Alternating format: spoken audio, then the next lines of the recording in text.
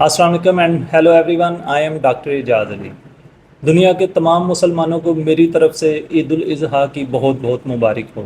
ईद उल अज़हा को हम ईद कुर्बान भी कहते हैं। मुसलमान अल्लाह की खुशनुदी के लिए इसमें जानवर को ज़िबा करते हैं।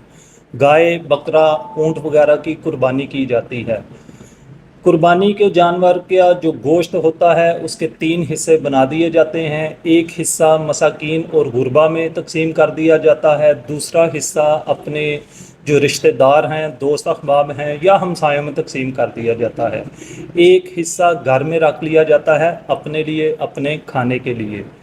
लेकिन बहुत से लोग जो हैं वो ये कहते हैं कि हम कुर्बानी का गोश्त नहीं खा सकते, हमें कुर्बानी के गोश्त में से महक आती है, स्मेल आती है जानवर की खाल की, उसके गोबर की या उसके पेशाब की, हमें उसमें बदबू आती है, जिसकी वजह से वो कुर्बानी के गोश्त को नहीं खा सकते।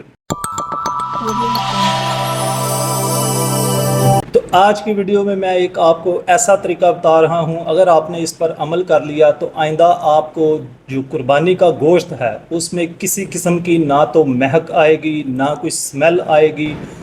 अच्छा, सबसे पहले हम बात कर लेते हैं कि ये कुर्बानी का जो गोश्त है इसमें से जानवर के गोबर की या उसकी खाल की या जानवर की स्मेल क्यों आ रही होती है। देखें, कुर्बानी के अलावा जो गोश्त हम बाज़ार से लेकर आते हैं वो हम थोड़ा सा गोश्त अपनी ज़रूरत के मुताबिक लेकर आते हैं, आधा किलो, 1 किलो या 2 किलो, जितनी भी ज़रूरत है।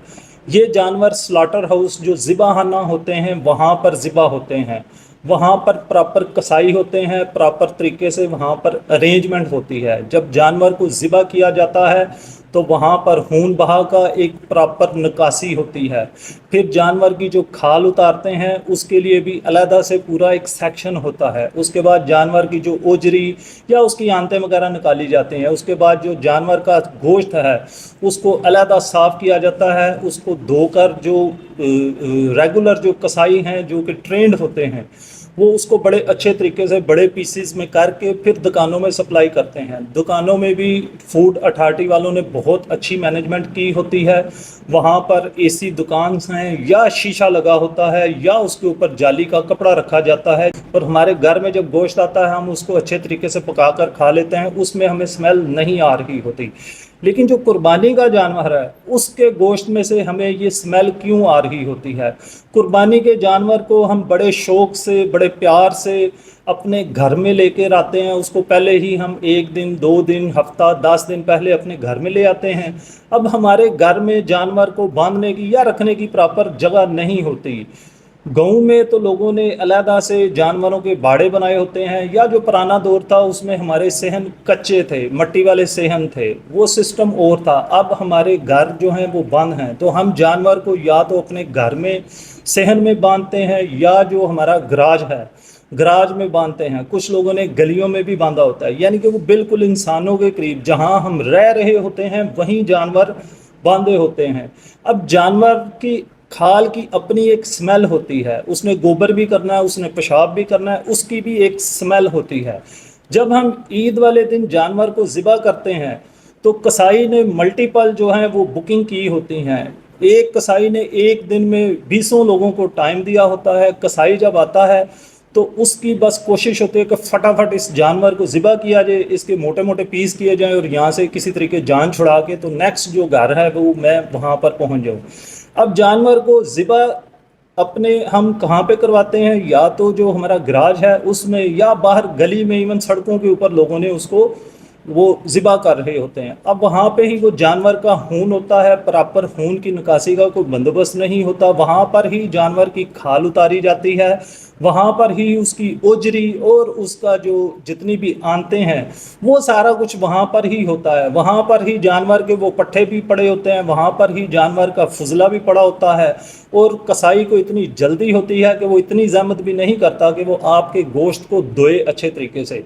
ना वो अपने हाथ अच्छे तरीके से धोता है, ना वो अपने औजार जो उसका टोका है, छुरियाँ हैं, या जो वो लकड़ी की जो मुंडी होती है जिसके ऊपर वो उसको काटते हैं, उसकी भी प्रॉपर सफाई का वो कोई बंदोबस्त नहीं होता। वो बस मोटा मोटा जल्दी से, ना ही आपके गोश्त को वो साफ़ करता है, ना उससे वो भी छिछड़े उतारता है, ना उससे वो खून को अलहदा करता है। वो इसी तरह मोटी मोटी बोटियां करके आपको देकर چلا جاتا ہے۔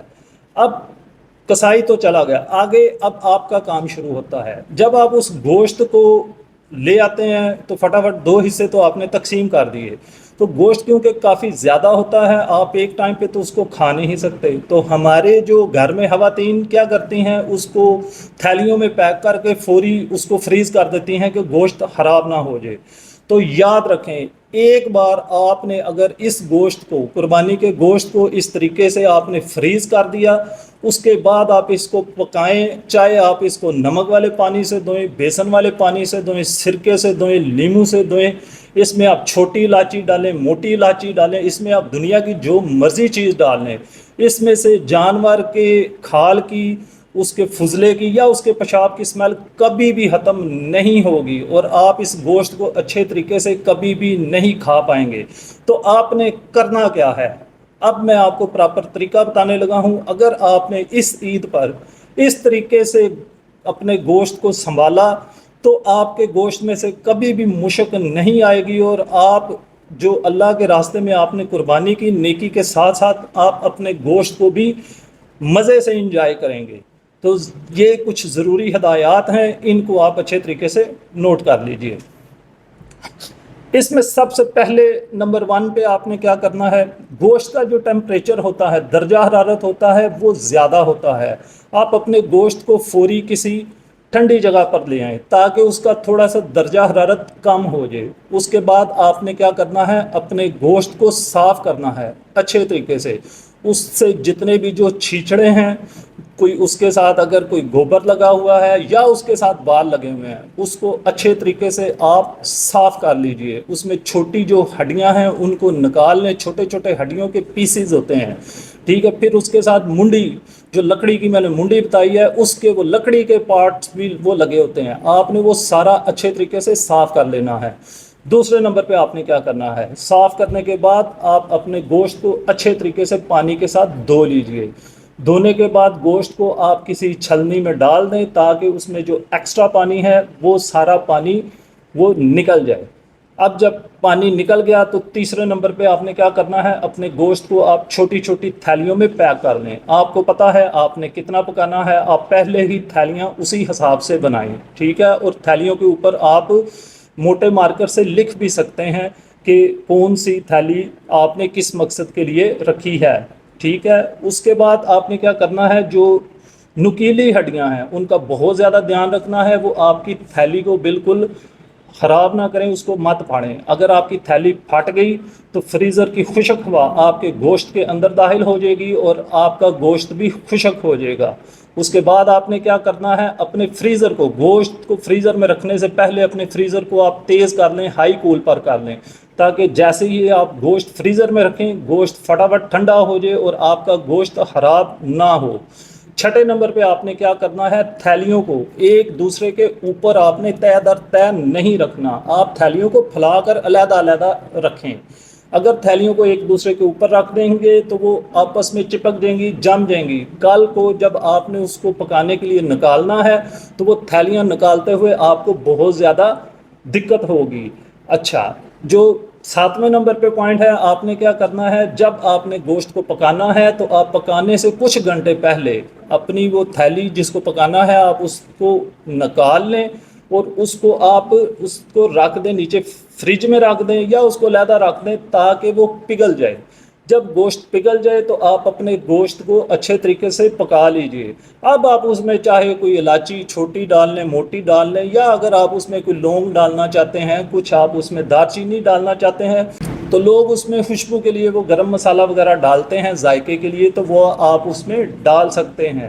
یاد رکھیں، جب آپ نے ایک بار تھیلی کو فریزر میں سے نکال لیا اور اس کو آپ نے پگھلا لیا تو اب آپ اس کو پکا لیجئے۔ پگھلا ہوا گوشت واپس دوبارہ فریزر میں مت رکھیں، وہ خراب ہو جائے گا اور وہ آپ کے باقی گوشت کو بھی خراب کرے گا۔ تو اس قربان عید پر آپ اپنے گوشت کو اس طریقے سے آپ سنبھالیے تو آپ کو نہ تو گوشت میں سے کوئی مہک آئے گی، نہ کوئی سمیل آئے گی، اور آپ اپنے گوشت کو اچھے طریقے سے انجوائے کریں گے۔ جو لوگ یہ کہتے ہیں کہ ہم قربانی کا گوشت نہیں کھا سکتے، وہ بھی کھائیں گے۔ اپنا اور اپنے پیاروں کا خیال رکھیے۔ میری طرف سے آپ سب کو ایڈوانس عید الاضحیٰ مبارک۔